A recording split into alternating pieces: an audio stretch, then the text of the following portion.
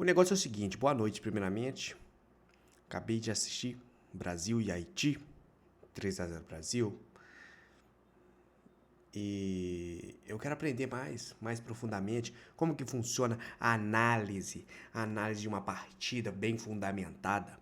Eu achei um vídeo na internet. Achei. E vamos ver. Ok? How to analyze a football match. Step by step guide. Como analisar uma partida de futebol passo a passo. Most people watch football emotionally, but analysts and coaches watch it with intention. And Futebol não é emocional. Você ouviu o que ele falou? by the end of this video, you'll know exactly how to do that. Whether you're a coach, a player, or just someone who loves the game, I'm going to walk you through a step-by-step method of analysing football matches, which is simple and easy to follow. And it helps you to actually understand what's going on the pitch, instead of just watching it. This is the same process that I personally use, and it's something that you can apply into your analysis.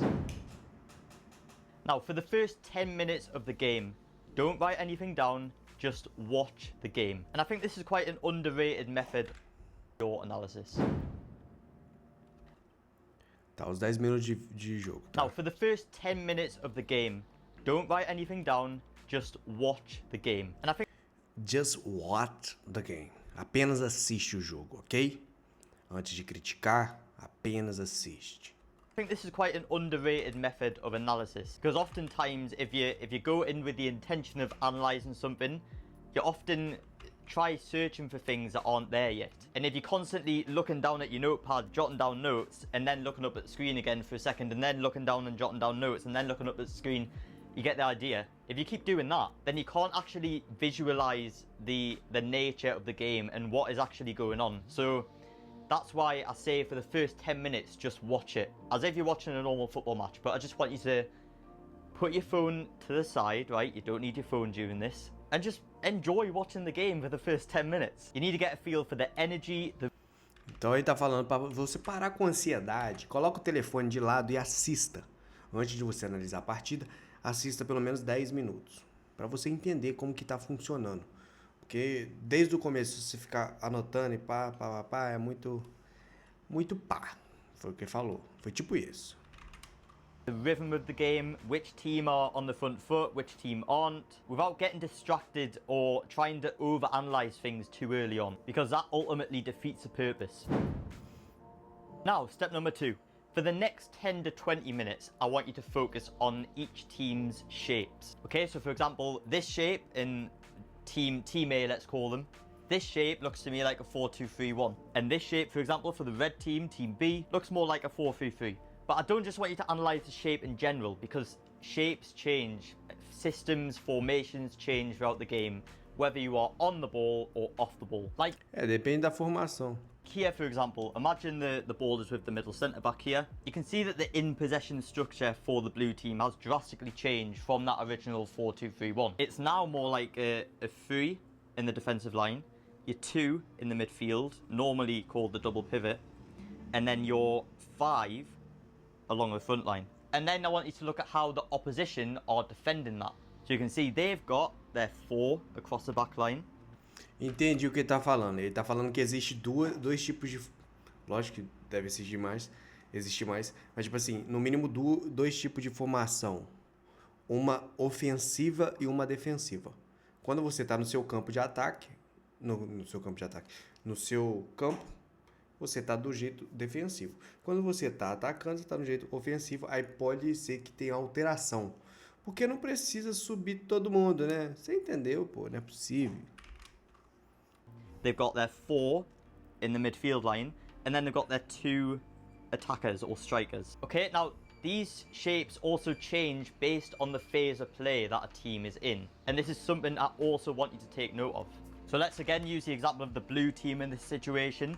You've got 3 phases on the pitch, okay? Now we're going to imagine the ball is with the goalkeeper, and here they are in the first phase, or the build-up phase. And this is also important for you to note down the formation that they are using, or the structure that they are using in the build-up phase, and also how the opposition are defending that initial build-up. This next bit here, you've got your middle phase, And then this last bit here is your attacking phase. Okay, so just focusing on the first phase, or the defensive phase, we can see their structure in this phase has the 2 centre-backs, the goalkeeper is involved in this build-up pattern, and then you've got these 4 players here all playing on the same line. So 2 full-backs and 2 centre midfielders. This is a common shape used in football in build-up patterns because it utilises the goalkeeper, and that can create an overload in the first phase. So their wingers are nice and high, cutting off these full-back options, and then these 2 strikers are locked on to the 2 centre-backs if they were to receive the ball. So even though the opposition have 6 defending this first phase, the blue team always have a +1 because of their goalkeeper, so they've got 7 players. So that's the type of stuff I want you to note down, how formations change in each phase. And you can also put notes off this saying the positioning of players, so centre-back starting nice and wide, 2 centre midfielders playing nice and close to each other, the full-back stretching the pitch. Now, the one thing I do want to note about step 2 is it's important that you remain intentional with your analysis. Now, this doesn't mean analysing every single phase and every single thing that the opposition do in that phase, okay? That's not going to be possible within the 10-minute time frame. I want you to just focus on the main points. So, for example, if Team A has kept the ball the most, if they've been in possession of the ball the most, then their on-the-ball structure is going to be prominent for you to analyse. And that means that Team B's out-of-possession structure is also going to be prominent for you to analyse. So most of your analysis or note-taking should be based around those 2 principles. Instead of worrying about what is Team B's in-possession structure, what are Team A's... Nunca assisti esse tipo de conteúdo em português, tá? O que eu sei tudo é achismo, então... É isso. Tudo é coisas que os outros falam e achismo, porque eu nunca peguei para estudar. Então, meu primeiro contato é com inglês, menor. Por isso que eu tô meio perdidinho.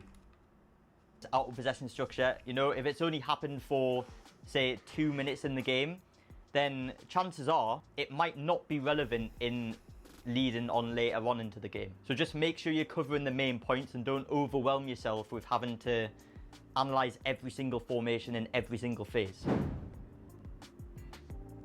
Now, step 3, I want you to focus on identifying patterns. And this is where it gets interesting. Because now you've got the foundation of looking for... Tá, dos 30 a 45 minutos é identificar padrões. Identify patterns. For teams' shape in certain areas of the pitch, certain phases. You can now start to dive deeper into certain zones on the pitch and identify patterns. Now, what I mean by that is player movements, okay? Where's the space? Where's the most space on the pitch? Where's the space being created? Okay. What are some of the passing patterns that teams are using? Which players are the most heavily involved? Are they exploiting overloads on the pitch? And a pattern, obviously, is something that doesn't just happen once. Okay, it's got to be a reoccurrence. Because the more frequently something happens, the greater influence it will have on the result of that match. Because patterns reveal the intent by the coach, okay? So that is kind of like what the coach is asking them to do. If they are repeating it on a regular basis throughout the game, you can understand what the coach is trying to do in that game. And that can help you predict outcomes, which carries on later into the game. Please excuse the change of scenery. My recording software did not like me before, but hopefully that's sorted out. So far we've covered step 1, which is for the first 10 minutes, just watch the game. Step 2, 10 to 20 minutes to look at formations and different phases of play. And then step 3, which is spotting patterns at the end of that first half, for the rest of the first half. So do you know what I want you to do in the second half? Repeat the exact same process. Okay, and I say this because if you can do the same process as you did in the first half and you can spot changes, then you can say, right, this is what changed in the game and this could have possibly had an influence on the result. And spotting those changes is key, because without spotting the changes, then you can't really say what impacted the game. So is the pressing more aggressive? Has the build-up structure changed? Why is it changed? What has the opposition done to address that? And this is where the real analysis happens. Not just noticing what is happening, but thinking about why it's happening and that the influence and the outcome it has on the result. Why did the manager make this change? How did he make the change? What did he change? Why is that space now opening up? why is this press, which was working in the first half, Tá, é pra ver o que mudou, o que não mudou, não sei o quê. why is it no longer working? Okay, and these are the things that you need to go through at the end of your analysis, at the end of the game. You look through your notes and you ask yourself these questions. And that's how you start to think like a coach rather than just a fan. So if this video has helped you in any way, and if you are going to actually go and apply some of these strategies into your next game, then drop this video a like and please subscribe. I post regular videos on here and I've got some very exciting updates coming. Tá, então esse vídeo é mais para um coach de futebol, como eu sou, ok? Sou um coach. Entendi alguma coisa? Bem pouco, para falar sinceridade. Ainda me pega muitas vezes a questão de sotaque. Tem sotaque que eu entendo menos. E esse sotaque é muito carregado, então eu entendo menos. E o assunto eu já não entendo.